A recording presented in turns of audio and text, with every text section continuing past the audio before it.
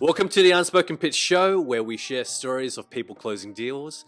Today we have our special guest, Scott Gellatly, the director of Scale My Empire, systems architect. He helps small to medium businesses systemize for scale. My man, how are you? Mate, welcome, mate. Good to talk to you. Scott, good strong name. Two Scotties on the line. This should be fun. Definitely. I know we definitely got connected by a dear friend of ours, Anth. And so, tech nerd, gone into like a natural salesperson. Yeah, I know, tell me about right? that. Yeah, you got to tell. We're definitely going to go into that point for sure. That's amazing. So, I thought I might ask, give me some history for this. You were a tech nerd. How did this come about? Mate, right now, I would much rather be at the bottom of my mum's basement playing computer games. I'll be honest with you.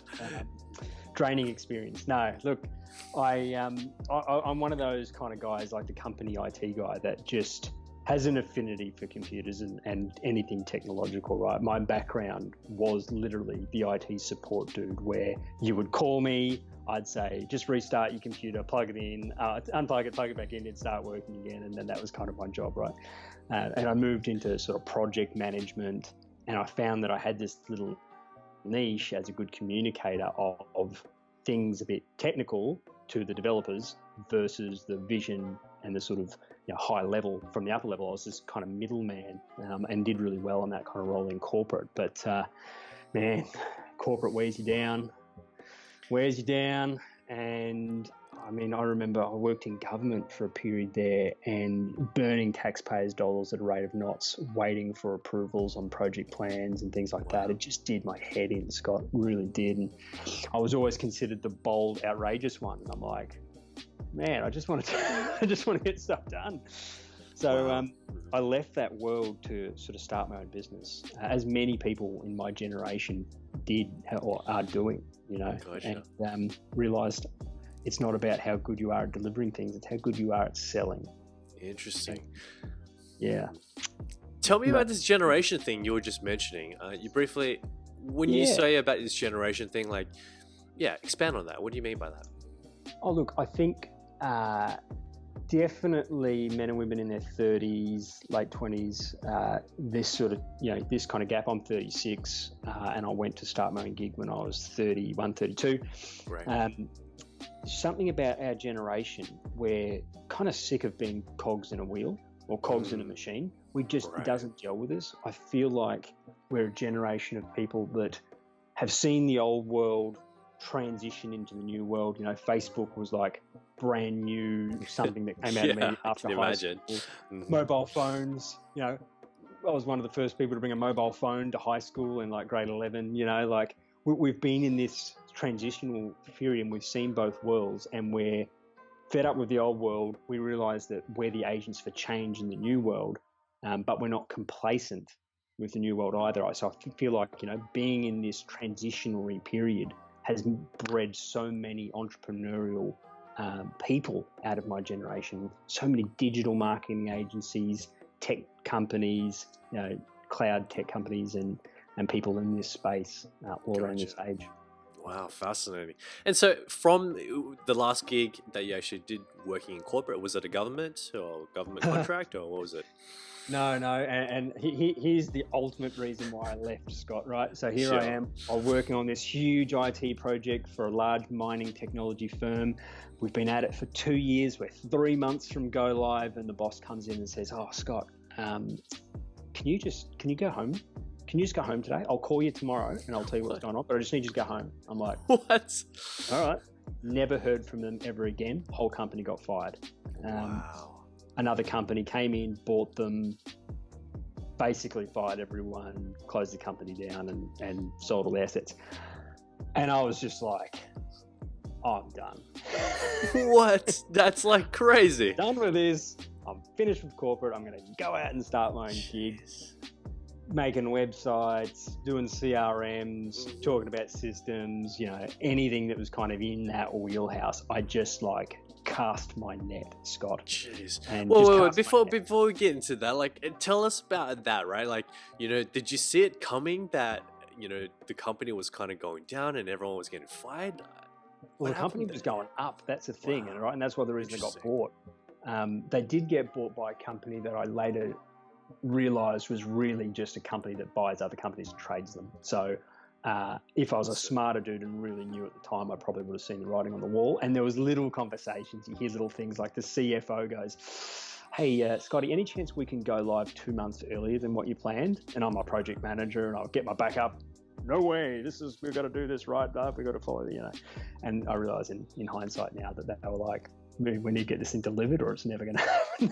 My goodness. So, yeah, hindsight's a beautiful thing, right? Jeez. Yeah, absolutely. Sometimes it's those moments where the magic really happens and you kind of really think outside the box. And I guess you were so fed up for, how long were you in the corporate space for? Well, look, I started I think I left uni in 2004, so it would have been, I don't know, maybe 10 years of sort of corporate jobs before I started my own gig. Wow. And most people listening to this would go, well, that's not very long. But my generation, impatient, we want to create change, we want to do stuff, we want to be bold, we want to be out there. So I was like, no. I'm totally tracking with that. Yeah, I'm totally with you on that. Like, I'm 31, so I totally relate to everything you've just shared, just want to start your own thing. And I totally feel with you with that. I guess I'm curious, once, that happened, it kind of made a scar on you and you're like, oh my God, I want to do something different. And how did you kind of begin? Did you read some books? Did you see Good question. Yeah, how did it happen? Yeah, I don't read books. I actually can't stand reading business books. Can't stand it. They're just so boring. In fact, you ever remember that book, Tribes? Like one of the, I can't remember who Seth Godin wrote Seth Godin, Tribes. Mm-hmm. One of the books that, when I was first starting out, it was like, you got to read, everyone's got to read Tribes. It's like, dude, just give me the A4 page. Give me the dot points. Book. It's not a very thick book. Could have knocked it over in a night, but it's like everything that you just said in that book, you could have just put on an A4 page. Give me the summary. I don't have time to read books. I've got too many other things going on. So don't like reading books. But I did think that I needed an education. Mm-hmm. And so I learned that after my first gig. I was like, yeah, I'm not very good at this. Wow, gotcha. So I needed to get some education. And I knew that pretty early. And I've always sought mentors and always sought to surround myself by people who could teach me more. So joined an entrepreneurial community. It was called The Entourage. Cool. And I've joined other ones that are similar. And for startups that are like, you've left corporate, you really have no idea what you're doing. You might think you do. You might be full of energy. You might be bold, brash, and have lots of world-changing ideas, but you really don't know a bloody thing. Amen to that, yes. They'll take you from here to here. They won't take you up here. Only you can do that. Wow. But they'll give you the foundation that you need. And best of all, you get surrounded by other people just like you. You bounce ideas off, you get to figure stuff out. A lot of them were target market for me, so I could kind of practice all of the sales training and things that I was learning as part of that. That was what got me there. And then it's been another 4 years of mostly failure with of course. Occasional wins that keep you going. Yeah, naturally. Now at that point where failures can happen, but doesn't really matter anymore. We're on a upward trajectory. We're solid and the model is now solid. So. Definitely. Let's take a couple of steps back on that, right? And I want to hear it. So once you joined the community, you had some great mentors, you had some great people who surrounded you. I guess, being a startup and really getting into that space, did you know what you were going to get yourself into? That could have been like a crazy adventure. Like, how did you fall into? Yeah, walk me through that. It's a bit like Alice in Wonderland. You go down the rabbit hole, right? And every day your assumptions are being challenged. Your ego is being challenged. Everything that you know about yourself. If I got one major thing out of the whole experience of running a business, it's actually understanding who I am as a person more than anything. And developing my own vision, my own mission, my own values. For myself and for my family. For me, I always knew that I could deliver a great service when it came to something around, technology, systems, process mapping and things like that is what I did. But how to actually take your technical skills and craft a message that people resonate with how to sell that and get people to buy your services, how to price it, everything, totally foreign to me.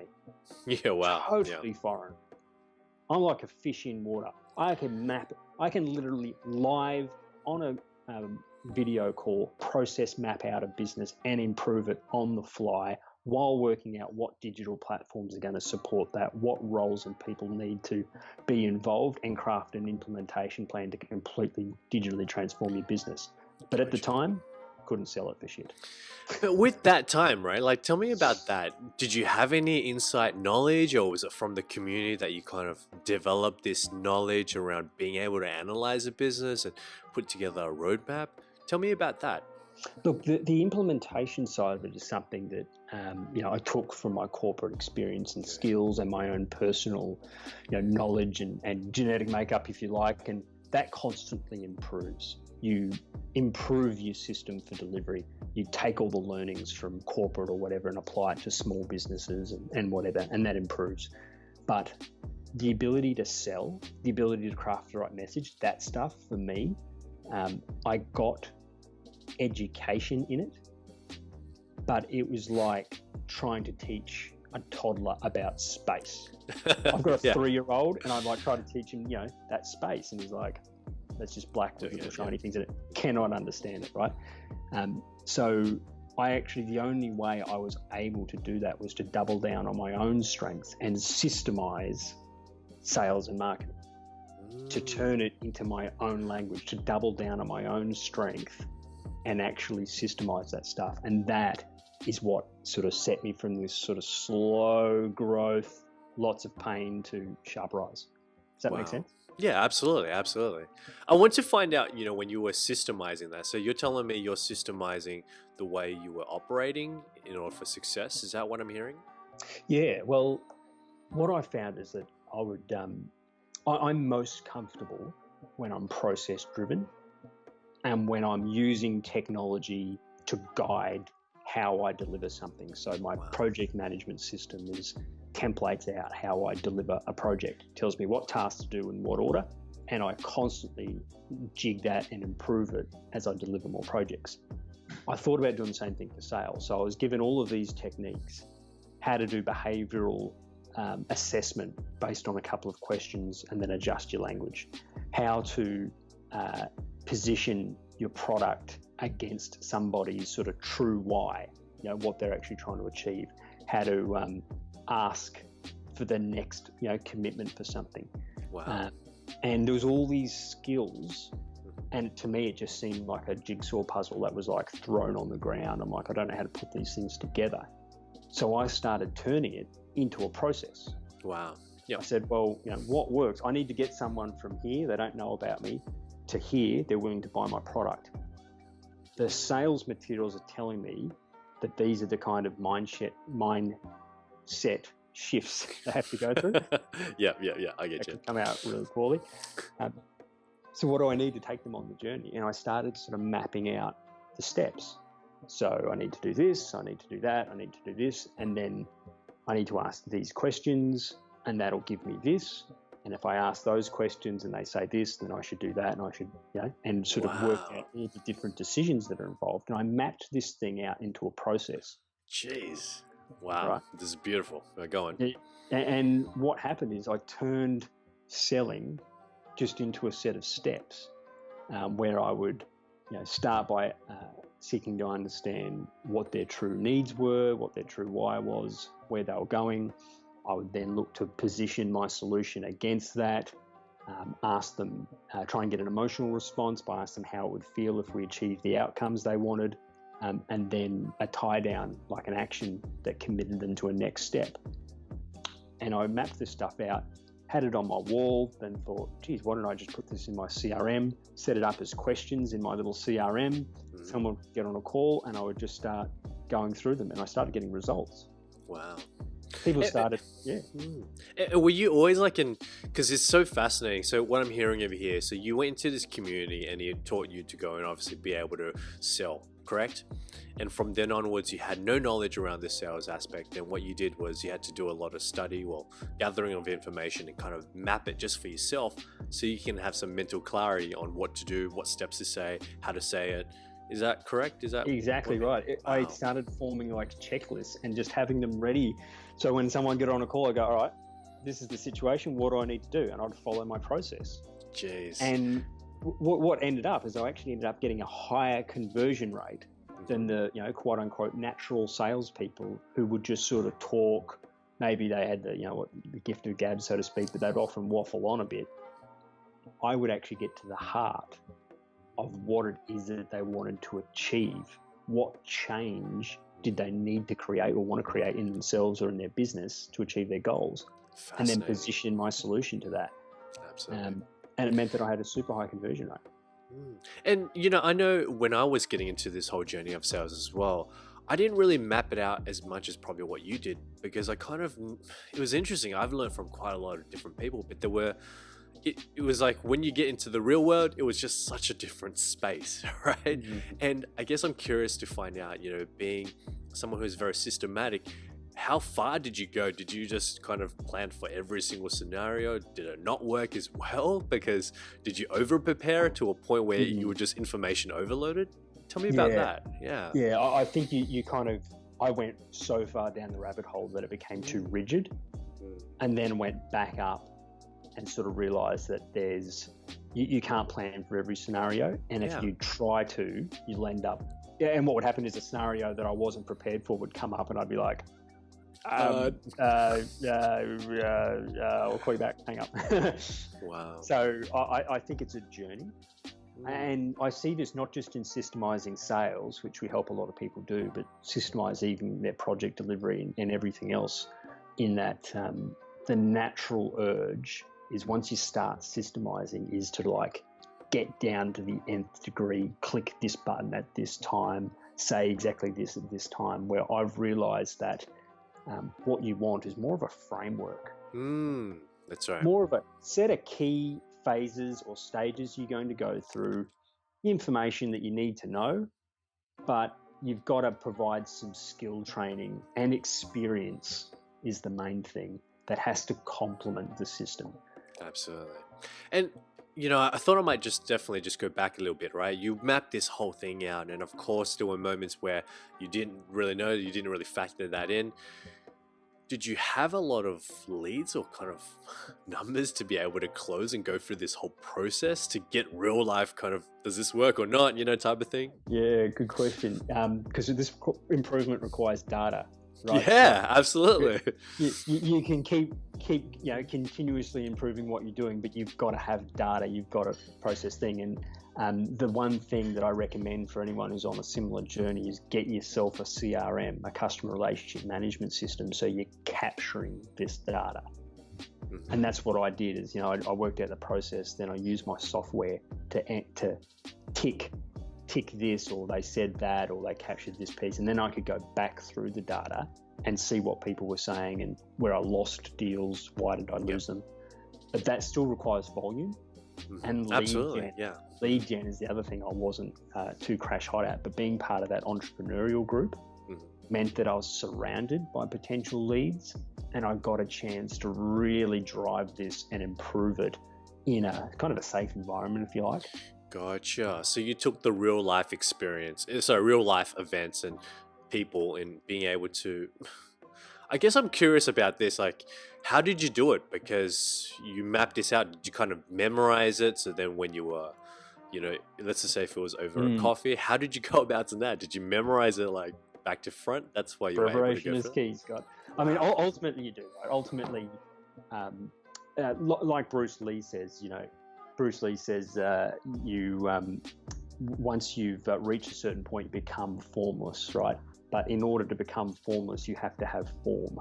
So as you're learning, you're writing checklists, you're doing lots of preparation, you're using your software, your CRM software, to pitch all your questions and your checklists of things, so that when you get into a call, and video calls are great because you can have this sort of stuff on the side, right?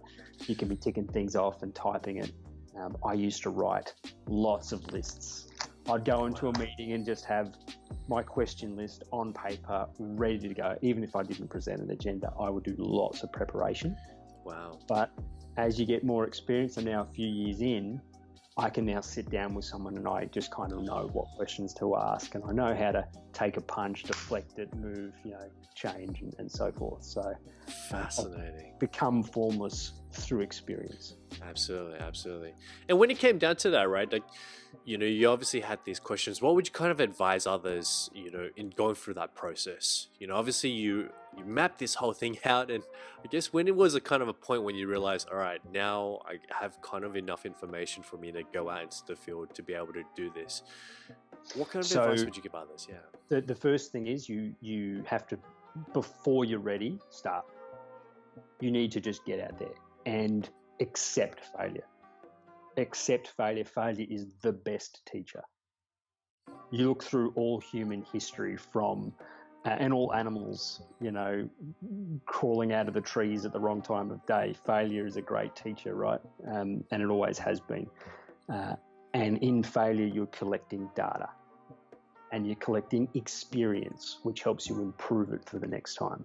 So for anyone listening to this who's like, look, I need to get out there, I need to start selling, I need a sales system, just get out there and start talking to people, start trying to sell.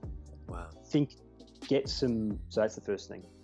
Second thing, if you need it, get some training in some great sales tactics that teach you how to take someone from here to here, from buyer's resistance to buyer's acceptance, and work out what the key steps are, and just make a checklist of the things that you need to do. Then go out, test it, get more experience, continue to improve it. As that, eventually become formless, and then eventually you teach others. And mastery is about teaching other people how to do it. Wow. Whether it's your team or others. And, going back into this, right, when it comes down to being able to sell, do you remember that very first engagement you did? Oh, yes. I want to hear about this. I remember my first sale prior to getting the education and prior to having my system right.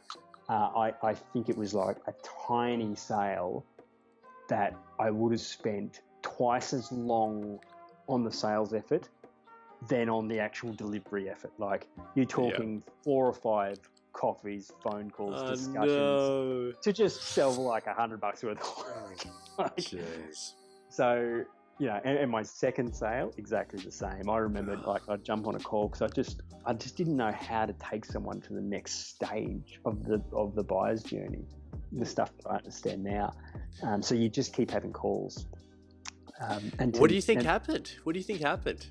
Well, for you to say that it took, all that. 50%, I don't know, throw pity on you and just say yes anyway, right? I think half the, you can be skilled at sales, but I do think 50% of the battle is just right person at the right time who needs what you want, whether you know how to say the right things or not. Ultimately, I did something that people needed that they couldn't do themselves. So I sort of got some yeses 20%, 25% of the time, even if all I did was front up. And not a lot of other people do it, which helps.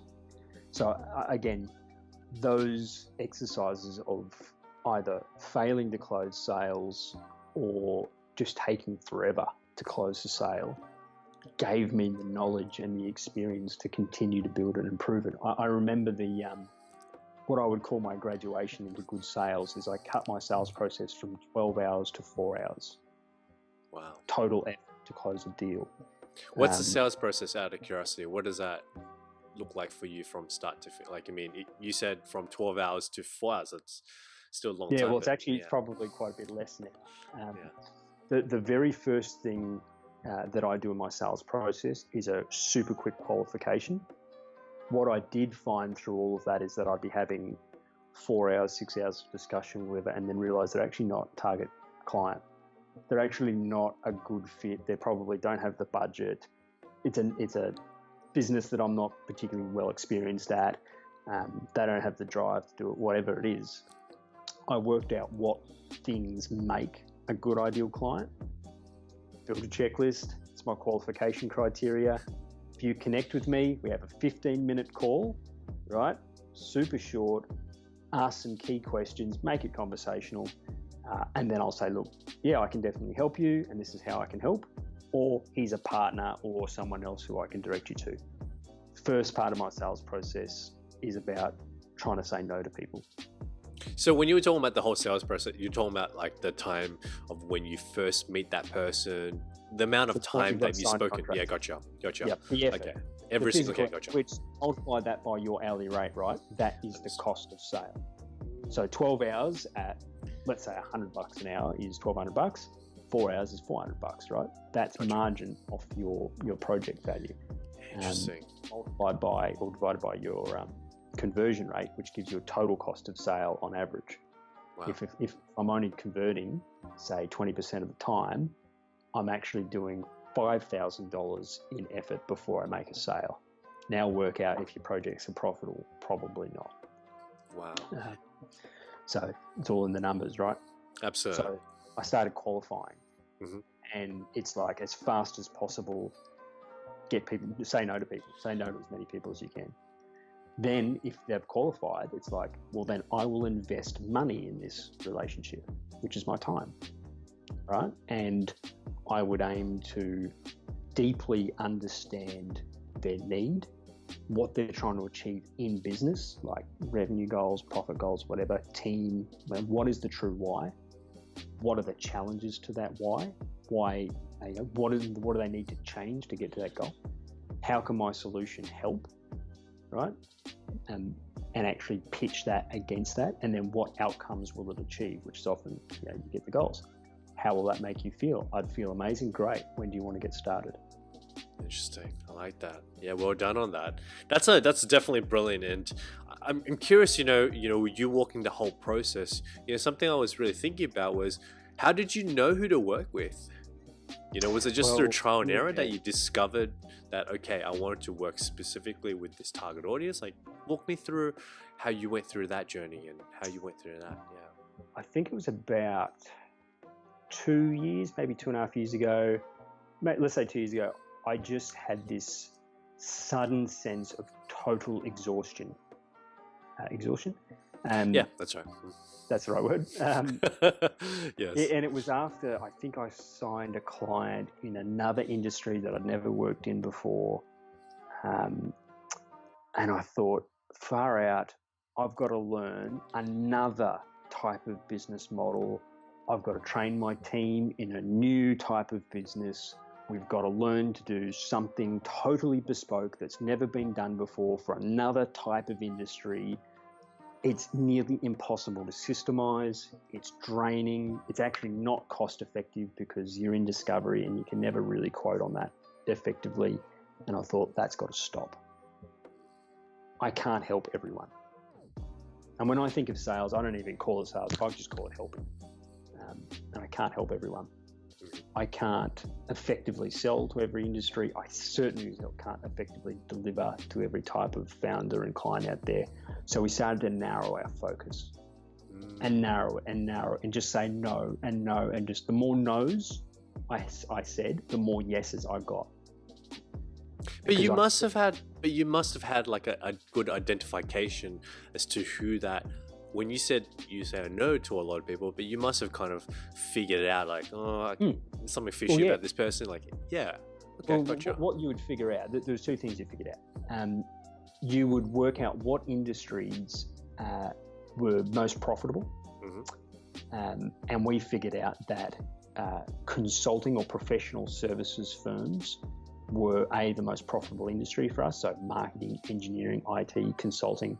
We just had a solution, and I guess it's because we are one, that really resonated with those guys. We could really sell to them.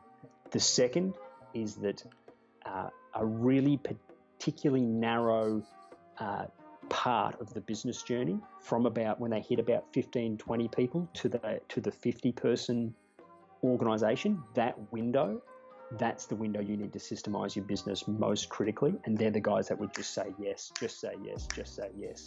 And we would nail those contracts.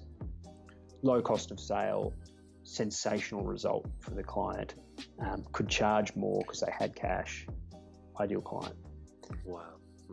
Then you had the personality of the people that you were selling to and what they were selling and so forth. And that's a little different.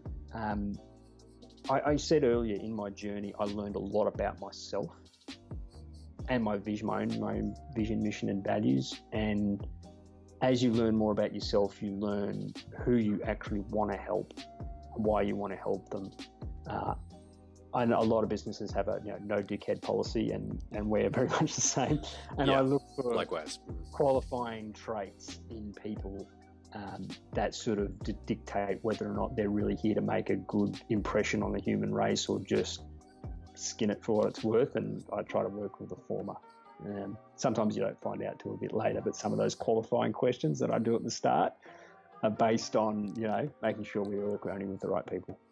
Jeez. And, by identifying, probably took you quite a journey for you to really identify and working with establishments who are, did you say from 20 to 50 and then going into 100 staff? Is that what the gap? Yeah. Gotcha. We've worked at actually 3 products. Next gen for the early stage businesses, core for the 20 to 50s, and then influencers 50 plus. But that core is where we started.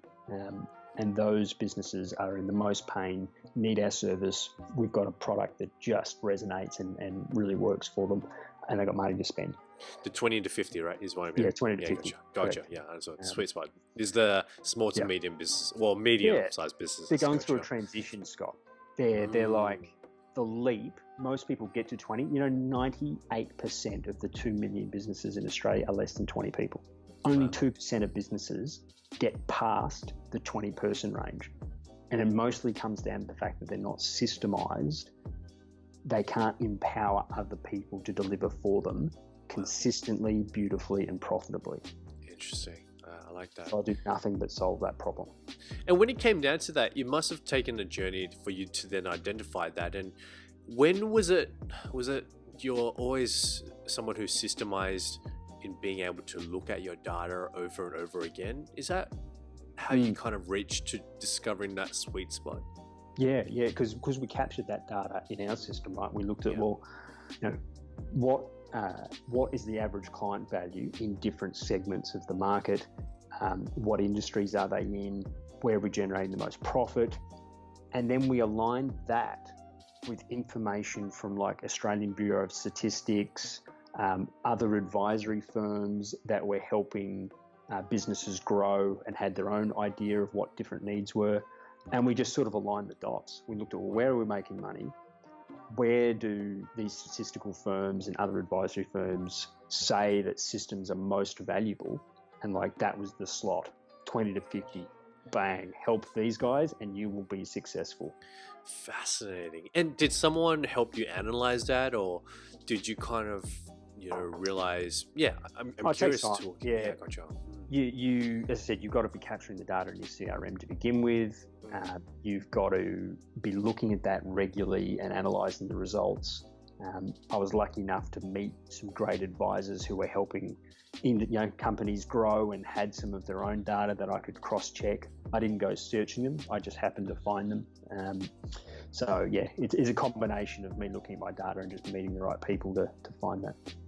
And what was the one thing? Did they just kept telling you like analyze your data, or did they kind of overlook your whole data as well to help you advise you on what to do? I kind of figured it out, to be honest. And you have to, everybody is like trying to figure their way out. And you go and chat to an advisor of a company that does nothing but help businesses grow. You're talking about your data. They're going, oh yeah, actually that's really true. That's exactly what we've found. And here's our data. And then you have this conversation, peer to peer, business owner to business owner. And you're like, wait a minute, this is it. It was an organic process. Absolutely. And once you identified that, you then, how often do you review your data to then be able to analyze and go all in on it? Weekly. Good. I look at my data weekly. My business partner and I, on a Monday, we get out, particularly our CRM data, because we're really focused on revenue growth at the moment. We looked at across our different channels, what's performing, what's generating leads, but what's also highest quality. Just the other week, we realized that channel that brings in the most leads has the lowest qualification rate. So we spend heaps of time calling and trying to sell to this huge list but generating very little business. The channel that brings in the least leads has the highest quality. Let's stop doing stuff and focus on that. Change the strategy, drive that particular channel, because that's the one that's going to get us results. Yeah, I'm really glad to actually hear that you're doing it on a weekly basis. And it's very fascinating because that's what we do as well on a weekly basis. Always analyzing what's been working and doing more of that and figuring out why did it work, right? What was it? What was the pattern there, right? How can we kind of repeat that and how can we kind of keep that as a policy to continually have that successful action ongoingly go on? So this is really good. This is great. Yeah. What are the metrics behind the metrics is what I offer. Yeah. And when you were talking about your CRM, right? And I'm curious about this. Is it your own CRM or kind of you guys? Yeah. Look, it's a product called Copper CRM, which is really good fit for services businesses that use Google Gmail. Mm-hmm. It's got a sensational integration. I've used a stack of other CRMs, tried them all, and this one just made my life easy. It had good reporting that gave me the insights that we're talking about, and my team love it. And that's what matters. Wow. Most CRMs are the same, but quite often we help people make a decision around this stuff, right? So we analyze what their requirements are and then pick from our kit bag of the top CRM. So we did that for us. We just followed our own advice. Dude, that's so fascinating. And when it came down to this, you were talking a lot about, analyzing the CRM, and I'd like to definitely pick your brains about this, but how do you go about in analyzing the information? You mentioned earlier into this interview where you were talking a lot of putting your CRM in your checklists into the CRM and then checking on that. Is it per stages? Is that how you go about something? Is that how you use your CRM? Yeah. So, and this comes down to your systemization piece, Scott. Without getting too technical, you want to try and structure your CRM in terms of drop-down lists and tick boxes as much as you can, because they're reportable. Okay. Just having big open text fields where you can just type whatever you want, you can't report on that. So it's not super useful. So the more you learn about your client, the more, whether it's what their challenges are, improve qualification criteria, different industry segments, things like that, the more you can set your CRM with drop downs and check boxes and stuff like that, the more you're going to be able to report on it, get insights into what's going on, and thus improve the process. And it becomes circular. Does that make sense? Yeah, absolutely. And I'm curious, with those specific check boxes and drop downs, what would you advise others to really have a check drop down and a checkbox of? Yeah, look, it's going to depend on how you sell, but generally speaking, things like industry is obviously important, and how you structure that list of industries is going to be dependent on you. Some way of determining size, whether that's revenue, size of team, or whatever's relevant to you, is often quite important. Key interests, the sort of things, their challenges, their goals. Challenges and goals are really important because you'll find that people keep coming to you with the same goals, with the same challenges over and over again. You start to set up your list and then you work out, what challenges are most ticked in my CRM. Go and do a marketing campaign on that. Wow, I like that. Pretty clear, right? Yeah, absolutely. Very, very clear on that part. But I guess when it comes down to that, there would be very manual type of checklists for what you see as a successful person, correct? Yeah, and over time, you might start by writing it down, but over time you're looking for the similarity and you want to eventually get to the point that it's a checklist. Challenge is a good example. Now we have, visibility was one of the challenges that we found was the most ticked in our CRM. So we come up with the black box campaign and open the black box of your business to create visibility, and that really resonated with people. How many people would you say until you kind of make it a campaign? Is it 50 or 30 until you kind of realize, okay, this is a very good opportunity to do a campaign? I would, as soon as you see any trend, if you're looking at a weekly and any given thing appears to be going more than once, try it.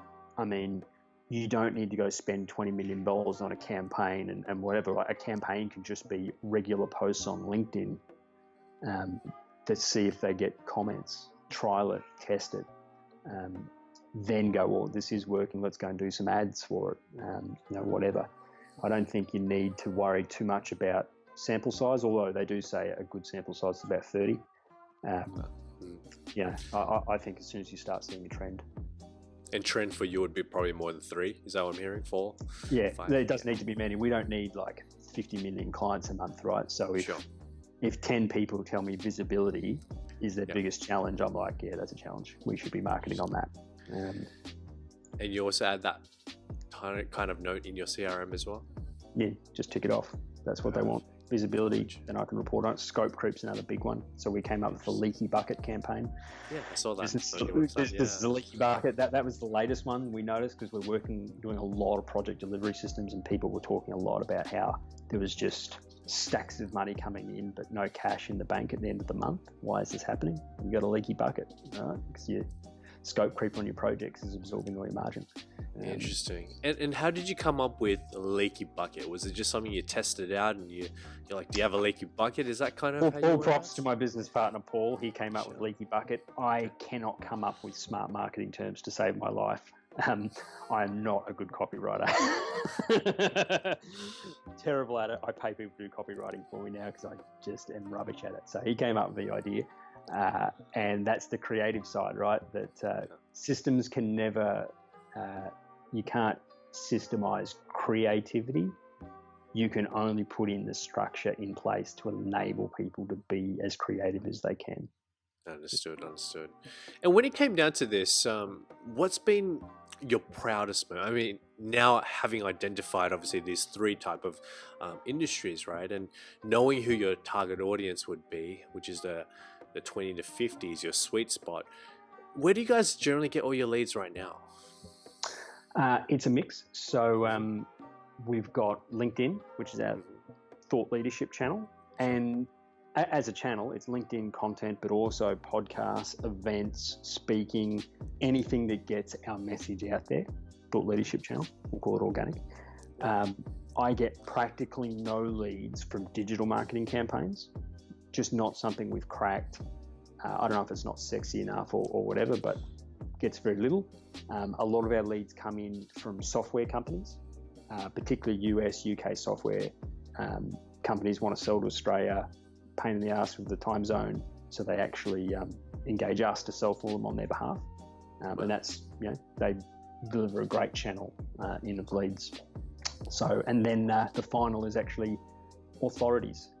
And I'd recommend this for anyone who's in a services-based business. Find authorities, whether that's accounting, business advisories, coaches and educational groups that are educating your target market in how to sell, how to market, how to systemize, whatever, because they'll teach people how to do things, but they won't do it themselves. And then the students will ask, well, I need help.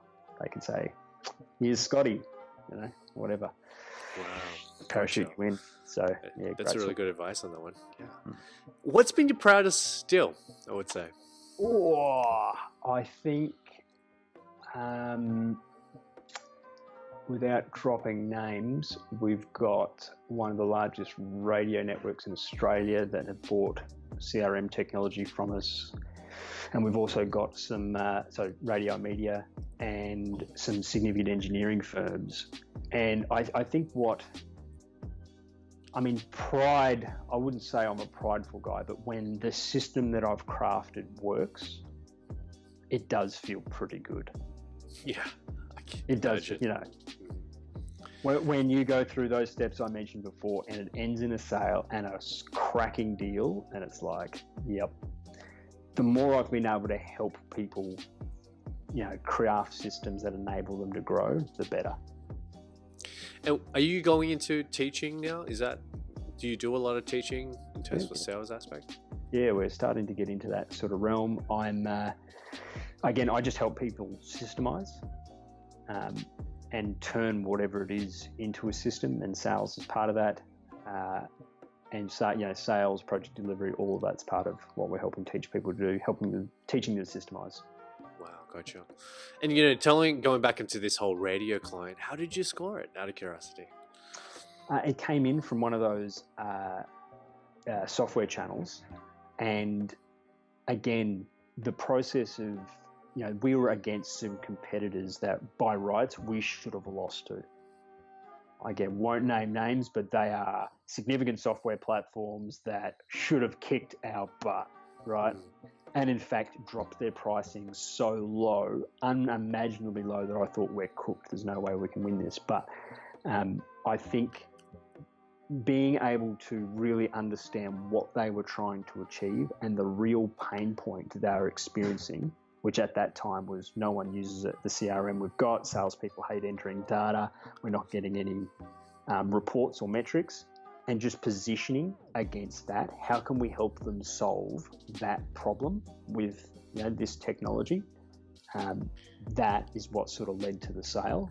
And it made me, it's not just about obviously doing the deal and feeling proud, but knowing that we've put something in that really solves a problem.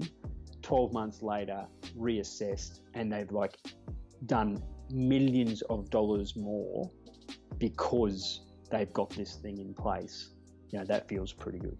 But how did you get that information, out of curiosity? Ask. Gotcha. You just ask. Only way to do it. Human relationships, man. You got to meet people face to face. You got to get onto calls like this. You've got to know what questions to ask, which is everything we've just talked about, and you've got to keep track of it. And when it came down to this, I guess you spoke a lot about getting into the detail for it, and it's through that process that you really engage and delve in deep to really truly understand their needs, and as a result you created a proposal that was really exactly solving their problem. Is that what I'm hearing? I actually didn't do a proposal, but that's another thing I'll get to in a moment. I very rarely do proposals. Look, when you're not really a salesperson, right? You're a doctor. The people that realise that they're not salespeople, they're actually doctors, are the ones that will be most successful. And I take a doctor's approach. I go in and diagnose what the pain point is and then present a remedy for that. Gotcha. And it is asking questions. I don't tell people what's good. I just say, if you tell me where your pain point is, it's no one wants to enter data. Great. This system, when I click of a button, automatically sucks in data from all these sources, so you don't have to put it in. Do you think that would work for you? Yes, it would. It's just a process of asking a question, presenting a solution, and then tying down to see if that will help. And if the answer is yes, the proposal is already in the discussion. It's like, is this going to is this going to work for you? Yes, it is. Is the price right? Yes, it is. Are you ready to get started? Yes, I am. Here's the contract to sign, just so that we can commit resources to it. Let's get cracking. So that's more of a statement of work, is what I'm hearing. Almost like an agreement, right? Yeah, which no one reads anyway. No one reads. Can't be held up in court. I mean, the amount of deals I've said where they've just said, but you said it was something else, and it's what was written on paper was just not even looked at. It's, I just feel like they're completely irrelevant, frankly, Scott. People buy from people. There's no such thing as B2P, or B2B rather. Everything is P2P. Yeah, absolutely. Person to person. People buy from people, right? Absolutely. And that's really cool in that. And that was a pretty big deal on that part. And of course, it came to agreements of what you could really help out with them. And as a result, you put it, like a agreement, a semi-agreement to really outline what it is that you can deliver. Because I'm just curious, if you were competing against the other guys, like, wasn't there some sort of submission of, show me credentials of some sort, and then had to kind of analyze all that, or was it very, In discussion, again, people buy from people. You build a strong relationship with someone. For sure, they ask you who you've worked with before, and you say, yep, I've done this, this, and this, and you might just summarize that in an email and send it off. But they build a relationship with me, and I've articulated how we can solve their pain. You don't go to a doctor, he goes, all right, here's what you should take, and go, well, hang on a minute, I want a proposal to buy this medicine off you. He's told you this is what will solve your pain. You go, great, excellent, I'll have that, thanks. As long as it's, I can get access to it now or when I need it, and it's within my budget, I'll take it. Wow, gotcha. And just wrapping up on that part, right? Everyone's got a very favorite line. Like it's almost like you're wrapping up your bow to really conclude that in all your sales engagements. What is yours, out of curiosity? You know what I'm talking about, right? Yeah, sort of do. I have two phrases that I use quite regularly. It doesn't quite answer your question, but it probably comes close. The first is that I often say, look, does that make sense? And I say that regularly in a sales call after I've sort of delivered some information. I've said, this is how we can solve it. This is what it does. Does that make sense? And it's like a pause. And I learned that after looking at old sales recordings of mine, looking at other people sell, and they would just talk and talk and talk and talk and talk and talk and talk. No feedback whatsoever. No idea if their solution was solving the pain. So I'm like, just ask. Does that make sense? Is that going to solve your problem? Interesting. I like that. And then I would always end a call with that. If that's good, let's rock and roll. That's a really good one. I like that. Let's crack and make it exciting. It's not like let's sign off the agreement. Let's rock and roll. Let's make this happen. Interesting. That's fascinating. It's really cool to really share this, by the way, Scott, because being a fellow salesperson as well, and really just hearing how other people go about it, it's very reassuring that we are also on the right pathway as well. But also to really hear other insights of what you've done, how you guys operate, has been very, very insightful, right? What I really got from today's session was really just analyzing data like no tomorrow, right? And really getting that communication and really having that complete deep immersion and really making sure that it's a right fit. Because the bottom line, if it's not a right fit, man, there's no business. And you're right, what you just said. Yeah, you're right as well. People do business with people. And it's fascinating to really hear that, kudos to you and being able to win this great deal with this radio and realizing that, bottom line, doesn't matter on the deal. It's all about, the relationship. And if I like you, perfect. It's a deal. And that's really beautiful and sad. Thank you. Yeah. If you can solve somebody's problem, take them out of pain into happiness, you've got a deal. As a doctor, buddy. As a doctor. As a doctor. Exactly. I really like that. I'm definitely gonna move that forward and really share that with a lot of people as well. Scott, buddy, where can people find more about you? Oh well, simply go to get.scalemyempire/start.